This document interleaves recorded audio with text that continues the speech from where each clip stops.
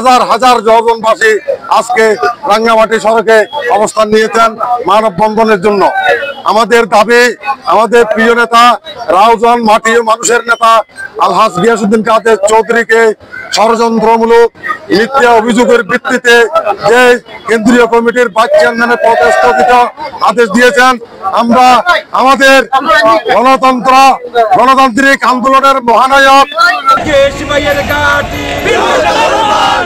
আমলাকে ধামা চাওয়া দেওয়ার জন্য উনি আমাদের প্রিয় নেতা রাউজানের মাটি মানুষের নেতা, আমাদের রাউজানের প্রিয় অভিভাবক জনাব গিয়াসউদ্দিন কাদের চৌধুরীর বিরুদ্ধে একটি অভিযোগ তুলেছে যে ওনার নির্দেশে নাকি আমলা হয়েছে। এটা একটা পাগল বিশ্বাস করবে না, কারণ আপনারা একটি কথা বলতে চাই, এখানে উনি কবরে জিয়ারত করবে ভালো কথা।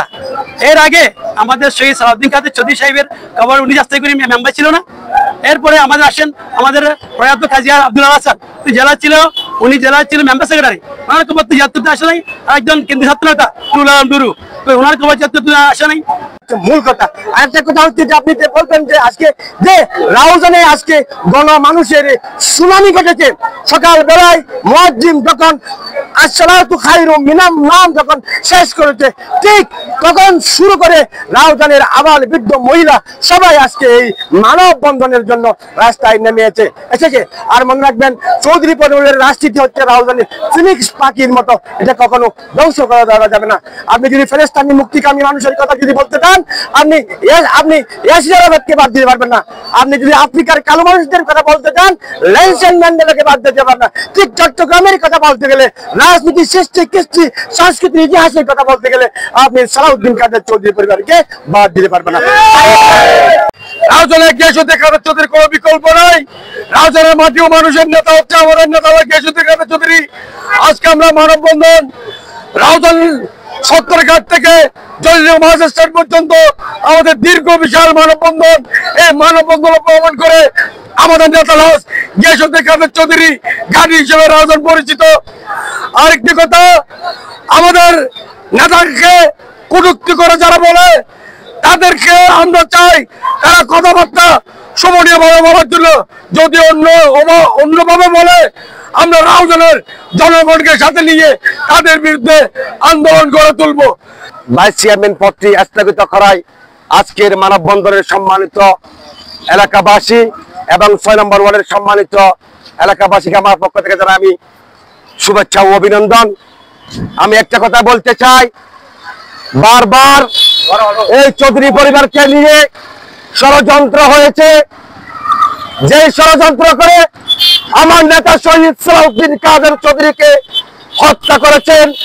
এখানে শুধু আওয়ামী লীগ না, বিএনপির কিছু নামধারী ওই কুলাঙ্গাররা সহ এখানে জড়িত ছিলেন। রাউজানের বড় মানুষের নেতা, রাউজানের অভিভাবক জনাব আলহাজ গিয়াসউদ্দিন কাদের চৌধুরীর পদকে পূর্ণবহাল করার জন্য আজকে আমরা জোর দাবি জানাচ্ছি কেন্দ্রীয় নেতৃবৃন্দদের প্রতি, বিশেষ করে আমাদের ভারপ্রাপ্ত চেয়ারম্যান তারেক রহমান সাহেবকে আমরা জোর দাবি জানাচ্ছি যে এই জনপ্রিয়তা আপনি একটি সুষ্ঠু তদন্ত করে একটি টিম পাঠিয়ে দেখেন রাউজানের জনসাধারণ কিভাবে ঝাঁপিয়ে পড়েছেন। এর কাছে আমরা একটা নির্দেশ চাই, এই অবাঞ্ছিত প্রত্যাহারকে আপনি দয়া করে রাউজানবাসীর দিকে তাকিয়ে এই প্রত্যাহার স্থগিত আদেশ প্রত্যাহার করুন। রাউজানের সর্বস্তর জনগণ না হয় রাস্তায় আরো বৃহৎ আন্দোলন নিয়ে নেমে পড়বে। জিজ্ঞাসা করতে চাই, আমার রাউজানের যুব দলের সকল নেতা কর্মীকে নিয়ে, রাউজানের গরিব দুঃখী মানুষের জনগণকে নিয়ে আমি আপনার কাছে প্রশ্নমুখী করতে চাই, সাংবাদিক ভাইদের মাধ্যমে, আপনি কেন এসেছেন? আপনি নাকি বিএনপির একজন নেতা হিসাবে দাবি করেন। আপনি দীর্ঘ ১৭ বছর এসেছেন রাউজানের ফজল করিম জুনিয়র সাথে হাত মিলিয়ে। মনিয়ার থেকে বারবার নির্বাচিত সাবেক সাংসদ আলহাজ গিয়াসউদ্দিন কাদের চৌধুরীকে নিয়ে যে ষড়যন্ত্র আওয়ামী দালালদের, সেটা অতীতে হয়েছিল।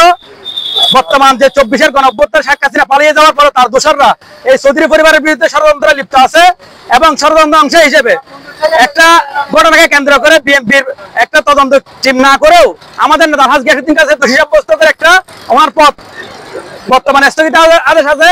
দেশনেত্রী বেগম খালেদা জিয়া স্থগিত দিয়েছেন।